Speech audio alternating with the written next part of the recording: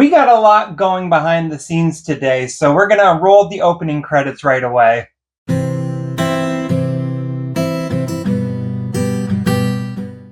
Hello everyone, and welcome to yet again another installment from, me, Brendan, at the Rustic Tub. I hope that made sense. We got a lot going on with us right now. It was a very busy couple of market days for us most recently, and we are very, very thankful for that.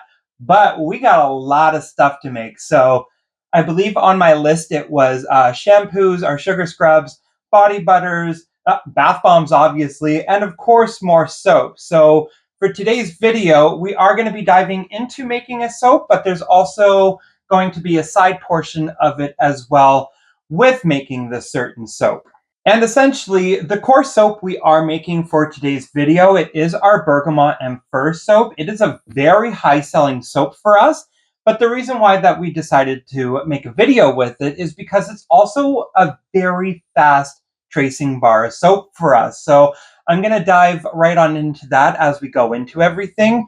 We're doing our standard soap recipe. If you haven't seen it already, there is a couple little rewinds ago, but essentially our main ingredients for our soap is a coconut oil, shea butter, castor oil, avocado oil, and I have started throwing in some stearic acid now, but for this soap, to make it harder, I do not, because I will show you what I mean by that as we dive into this. So without further ado, I'm going to start measuring out our ingredients. I'll do the walk along with it as I always do, and I'll do my best at describing what I'm doing, the process, and how it's going. And then when we get to the pouring of the soap, that's where I'm going to focus today's video, is because what we use, this fragrance that we have of Bergamot Fir from Voyager, it traces soap within like 5 to 10 seconds. So we're going to focus more on that one. But without further ado, we're just going to go ahead and sweep off the shelf and start our measurements for you all. Okay, before we start diving on into anything, gloved up, I got my safety goggles ready just for the fun mixing portion of the video, and I have my lye water ready to go. So I'm using our 2-to-1 ratio, and it's just because even with the 2-to-1 ratio for this bar of soap, it will still trace super fast. So I'll go into trace in a moment when we get into this, but just wanted to let you know before we start up, safety first, bucket ready to go. Now we're on to our measurements. All right, I can't remember the last time that I used the big mold for this, because a lot of the videos, I think it was just for the most part, come experiment with new soaps with us.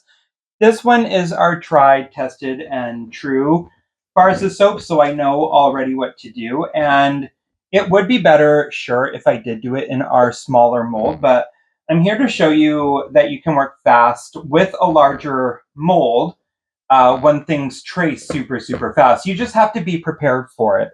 Because the first time we ever did this bar of soap, it set up within like 5 seconds. I started panicking. I didn't know what to do. I tried boiling down the soap again, and it just turned it into this weird consistency. So I learned the second time, because fool me once, shame on you. Fool me twice, shame on me. And I did that. But for that moment, I just somewhat knew that this had to be a soap that had to be super fast, and I would rather show this to other people who go through the same thing than having them freak out and learn that, yes, sometimes this does happen. Okay, and because it's been hot here for a couple days, I'm just pouring in our coconut oil pre-melted, so that makes it easier for us.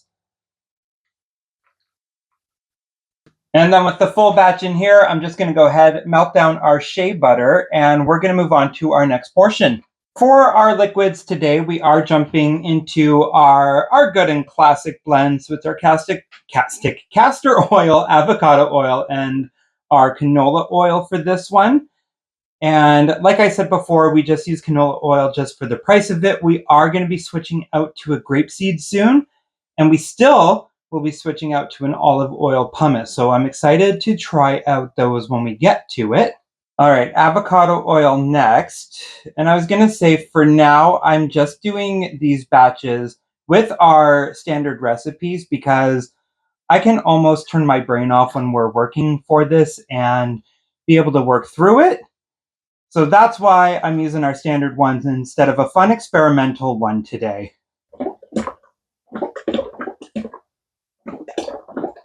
Okay, so you probably saw some fun splashing around with this one, and it's literally because as of this moment, because we have so much to make, I have every bucket that we have occupied with everything, and then like our trays, our bowls as well. They are all going through the ringer today just so we can play catch up. But these are the liquid oils. I'm going to go ahead and wait for that little buddy boy to melt and set up just so we can get everything added together. And the next portion is I will just be adding fragrance oil separately, so stay for that pour.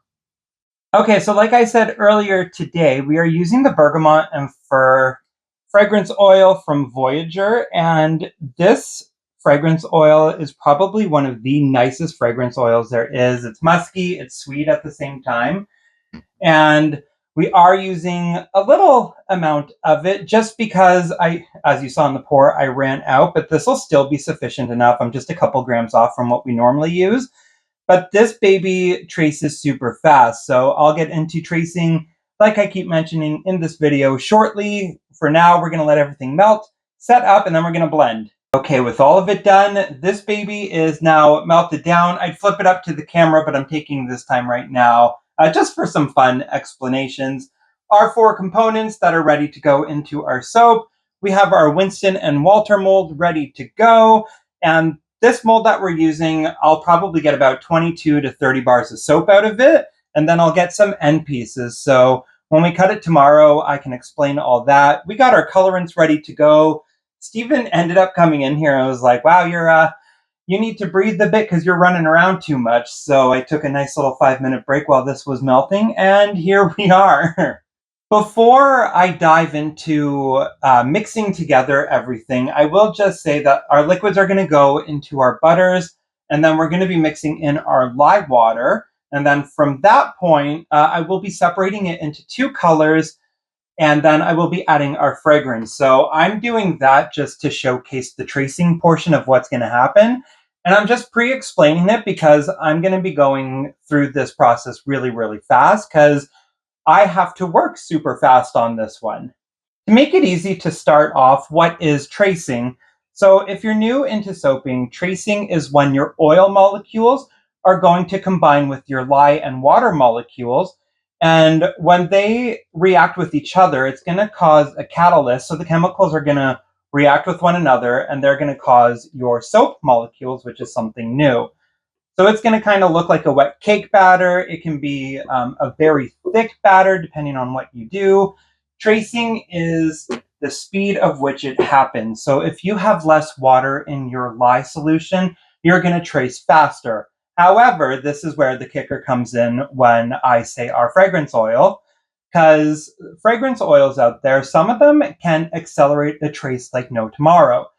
And like I mentioned before previously, our Bergamot and Fir will trace exponentially fast. So I'll have about 5 to 10 seconds of working time and then about 5 to 10 seconds of pouring time. So I'm going to let the camera take it away for that one. I'm going to go ahead and throw in the lye water, and I'm going to change up the camera angles just so you can see how fast this will go, because I'm going to get everything set up and ready to go from there. And if I have any more tidbits of information to throw in there, I will be sure to throw that in. Okay, for this portion, safety first. Put your safety goggles on. Just because you can't see it doesn't mean they aren't on. Get your gloves going. Add in your lye solution. Actually, I'm going to leave that there because I still need that portion. And mix. So just to show you right here, you can probably see the streaks that were going around. So that's your oil kind of still mixing in with the lye water. And you want it to hit a proper consistency where it's all matching so you can get that proper trace.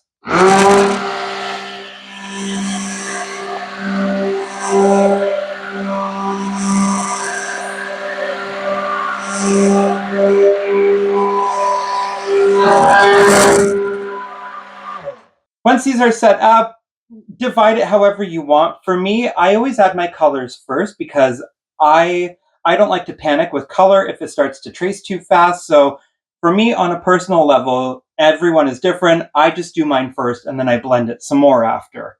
And of course, depending however much you add or how little you add, that's going to be the difference of your soap. So I'll just go ahead, get these kicked up and going.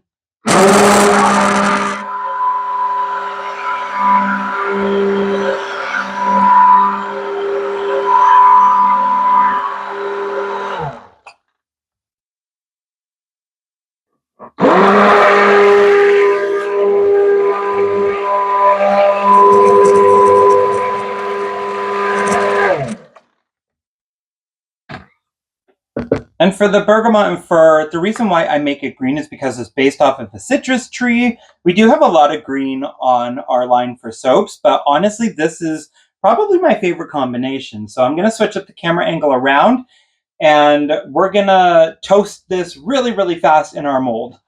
For my mold, I do have it set up on some wooden rafters because for our bar of soap, I like it to have an angle on it. I just like fun designs, but without further ado, I'm gonna go ahead, throw a little bit into here, and then I'm gonna mix the rest in, and you're gonna see just how fast this goes. So I got about 10 seconds of mixing time before she starts reacting, and I'm just gonna lift that up. And literally for this bar of soap, I do not expect a pretty pour at all. I do what I can to get what I can. And I will honestly say it doesn't turn out beautiful most of the times. It always comes out looking awkward when I pour the batter into itself. But because we are also using a lighter batter version today, it will take its time setting up.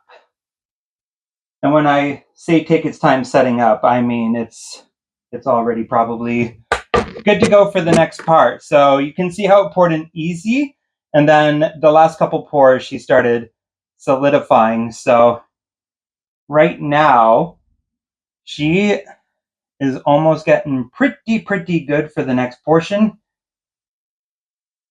And this is just the soap tracing super fast. So you can already see like the workability with it is almost down to 0. I still have some playing field with it at least.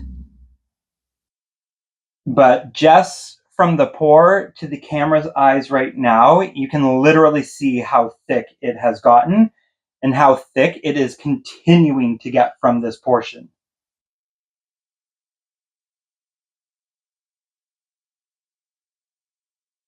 All right, that's about good for that one. I don't need to have it on the rafter anymore because it will literally stay at that hard angle. So for the last little bit, I just threw it in as quickly as I possibly could. I'm just going to do a quick pour going over, and you can already see just how fast, once again, that it is starting to trace. But with this one, it's already poured into the batter. I have some working time, so I got a little bit of play for it.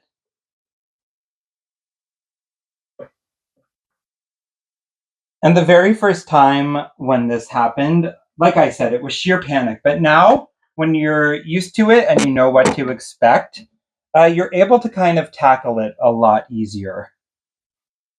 So let's do some fun little stripes to go over.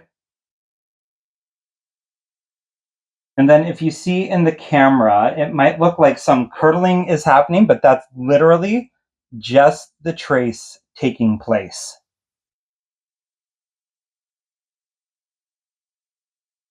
So with that, we will let this set up, and then we're going to go ahead and cover it and let her set up for 24 hours. So we will see you for the cutting and the stamping of our Bergamot Fir soap. Welcome to day 2 of all of this. So as you can see, we do have other soaps joining us with our Bergamot and Fir one right here. This one we have our Orange Clove, which has become a very popular video. And then we have just been playing with our essential oil one. So this is just a little eucalyptus soap. So obviously we're using the smaller one for this. This one's great because it has handles, and all of them come with the handles now. But we're focusing on our Bergamot Fir one today. So Like I said, we were very busy. We're going to be very busy today, but we're going to focus on this guy for the video still because that's what we're here for.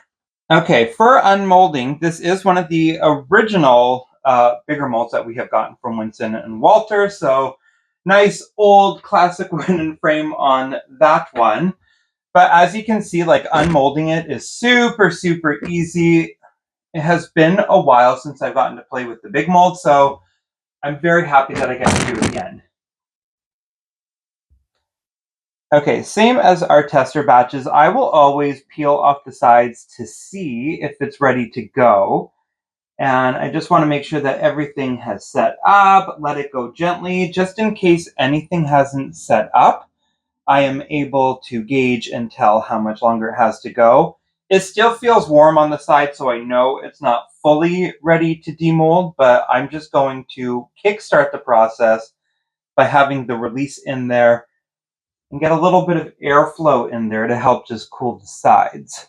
And with the sides open and the air going in, I'm probably going to let it sit for about another hour just on its own, just to let it air cure a little bit more for the side before I pull it out. Because the last thing I want to do is pull it out and then it be too soft and it just kind of dents, crumbles, falls apart. So we're just going to let it sit for about another hour. So hang tight, editing magic will take effect now. Okay, so I did pull our orange clove and our other soap out just to get a feel for it. This soap is a lot harder, so it's set up. Oh yeah, she's set up, she's ready. And for the Winston and Walter mold, like honestly, their silicone little hugger holder, whatever it's actually called, I guess it is the mold piece, is the most easily to pop out. And it's literally just that. It slides right on out. I just loosen up the sides. It's the makeup term of birthing. Slides out of the mold, super easy. We have our nice loaf mold. You can see the nice colors on it as I'm getting it out of the camera angle. Our next step is literally to cut this piece. So with this mold, I will actually shave off the front and then I'll shave off the back as well, so all of the pieces are even, just in case if there's indentations on the side here. So with that, we're going to switch this baby around and we're going to go into probably my favorite part of all, is the cutting of the soap. Also, disclaimer, if you see anyone in the back, Stephen is joining us today because we do have a lot that we have to get done. So he is working away. If you hear little ticking, tapping sounds at all, we're just getting our bath bombs ready to go. All right, keeping it at a fun angle. This soap cutter that we have, we ended up getting it custom made when we used to live in BC. And it's essentially just a reestablished cheese cutter, but on a very larger level. So with this bar of soap, that is it. These are air pockets in it because, like I said, this soap traces super fast and it's impossible for the air bubbles to get out right away. So they are locked in with the soap. And then when you saw us doing our whole little section here, when we poured it in at the angle, that is literally just the spoon lines and everything from what we poured it afterwards. So that is what the soap is going to look like. It traces super, super fast. And for the whole times that we've done this, we've actually never had a false trace of it, which is something that you do have to be careful of. And essentially, the false trace is when your soap looks like it traces, but it actually doesn't, and then it reverses the effect after. And then when cutting this soap, you can see, honestly, we don't do like super special designs with it. We have no time to make designs with this soap. So that's why we try to do a fun angled pour with it, because we wanted to have something different at the end of the day. And we figured that this was as different as we could get with something that sets up as fast as it does. Okay, here are the bars of soap ready to go. We got about 22 out of this batch. That's on average. We get about 22 to 23 a bar. This one's probably going to become our tester one to smell just because of the titanium oxide. There's a nice little clump there. That is totally fine. It does happen, but that one, just for my personal take, I'll leave off to the side as a tester.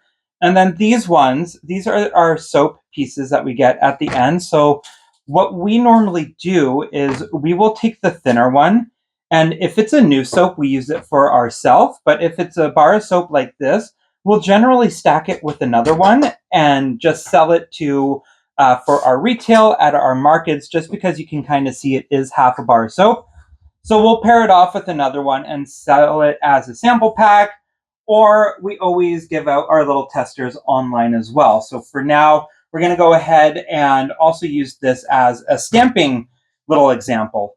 With our soaps, we have a nice little 3D printed stamper that we use for every single one of them. So normally what we will do, I'll move that one out of the way to see. We'll take our tester one, because sometimes you never know if the bar of soap is ready to go, or if it's going to be too soft to stamp, if it's going to pull up at all. I will gently push into it, and then I will normally see how the embossing goes. So you can kind of see within the angle, we got our little bathtub ready to go. No pieces came up with it, so I'm going to go ahead and just get into stamping them. So normally you will stamp about 24 hours to even a week after your soap cures, depending on who you are and how you like to do it. For me, I will normally do it 1 to 2 hours after, because I find that the soap is soft enough to hold everything and hard enough to know that it won't be taken out.